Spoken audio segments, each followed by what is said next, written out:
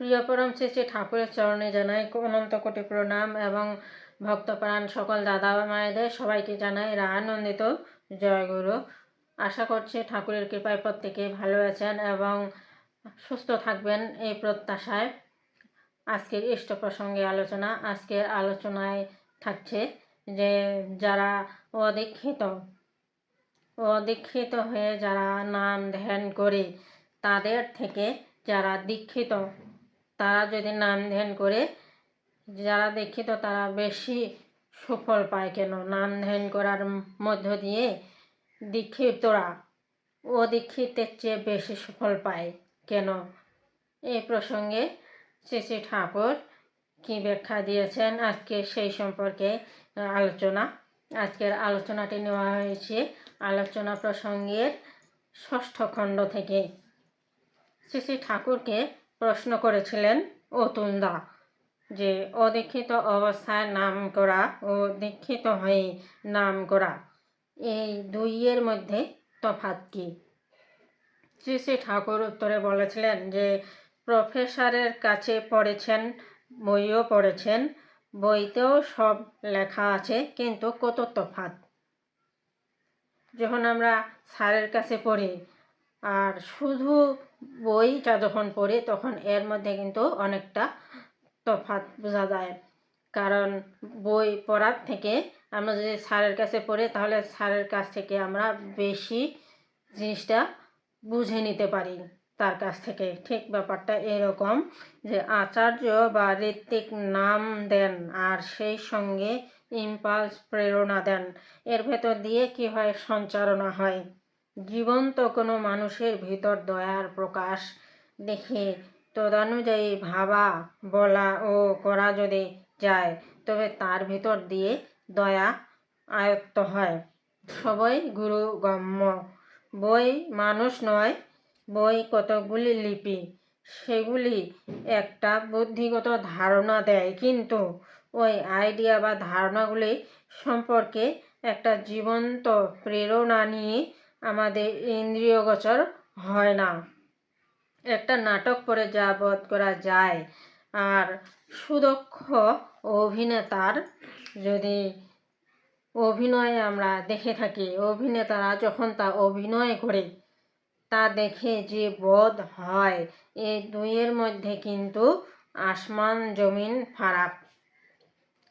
আমরা তার মানে অভিনেতার যখন অভিনয়টা দেখি তখন শুধু নাটক পড়ে যে বোধ হয়, যে অনুভূতিটা, তার থেকে যখন আমরা অভিনয়টা দেখি তখন সেটা কিন্তু আমাদের মধ্যে বেশি সাড়াপ্রবণ হয়ে ওঠে।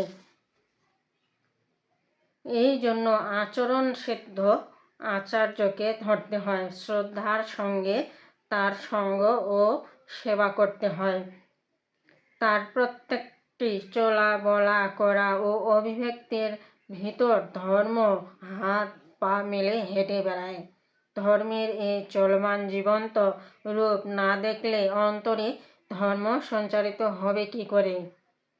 তবে ওই মানুষটির উপর যদি টান না গজায়, তাকে দিয়ে যদি প্রবৃত্তি চাহিদা পূরণের ধান্দা থাকে, তাহলে কিন্তু লাভ হয় না। তাহলে কোনো কামনা বাসনা কোনো রাখা যাবে না, তার প্রতি টান থাকতে হবে, কিন্তু কোনো কামনা বাসনা ছাড়াই। তাই আছে কোটি জন্ম করে যদি নাম সংকীর্তন, তথাপি না পায় কেহ ব্রজেন্দ্র নন্দন। তো ইষ্টানুরাগ নেই, ইষ্টি অনুরক্ত হতেও চায় না। নাম করার সফলের কথা শুনি প্রবৃত্তির স্বার্থের খাতিরে যান্ত্রিকভাবে নাম করে যারা, তাদের সম্বন্ধেই কিন্তু এই কথা। কারণ নামের ইফেক্ট বা ফল তারা লাভজনকভাবে নিয়ন্ত্রণ করতে পারে না। প্রবৃত্তির ফুটো দিয়ে হুড়হুড় করে বেরিয়ে যায়। তাই মূল জিনিস হলো ভক্তি বা ইষ্টার্থ পরায়ণতা। তো অতুলদা আবার বললেন যে বই পড়েও তো জ্ঞান হয়। তখন শ্রী শ্রী ঠাকুর বললেন যে যতটুকু হয় ততটুকুই হয়, কতকগুলি কথা জানলেই বিষয়টা উপলব্ধি করা হয় না। সেই জন্য যে জানে তার শরণাপন্ন হতে হয়। ম্যাজিক সম্বন্ধে তো কত বই আছে, কিন্তু কোনো ওস্তাদ বা জাদুকরের কাছ থেকে যদি আপনি কৌশলগুলো হাতে কলমে না শেখেন, তাহলে কি ম্যাজিক দেখাতে পারবেন? হ্যাঁ, এটা সত্যি যে শুধু ম্যাজিক শেখার জন্য ম্যাজিক সম্বন্ধে বই পড়লেই কিন্তু হয় না। জাদুকরের কাছ থেকে কৌশলগুলো হাতে কলমে শিখলে বেশি দক্ষ হওয়া যায়। এই জন্য দীক্ষার আরেক নাম দক্ষতা বৃদ্ধি। আর যে বিষয়ের উপর দখল আছে, সাক্ষাৎ সংস্রবে তার কাছ থেকে জানা, তার কাছে বসে বই পড়া আর শুধু বইয়ের উপর নির্ভরশীল হওয়া, এতে বোধের অনেকখানি তারতম্য ঘটে। পড়ার থেকে করার ভেতর দিয়ে জানা যায় বেশি। তার মানে অবশ্যই করতে হবে। করার ভিতর দিয়েই জানা যায়, যা কিছু সব করার থেকেই জানা যায়। ল্যাবরেটরি অ্যাসিস্ট্যান্ট, গবেষণাগারের সহকারীরা না পড়েও কত জানে। ওর সঙ্গে যদি পড়ে তাহলে তো কোথায় নেই। কুমুদিনীবাবু অ্যাসিস্ট্যান্ট সহকারীর কথা না শুনিয়ে চোখ খোয়ালেন। তার ধারণা ছিল ওরা আর কতটুকু জানে।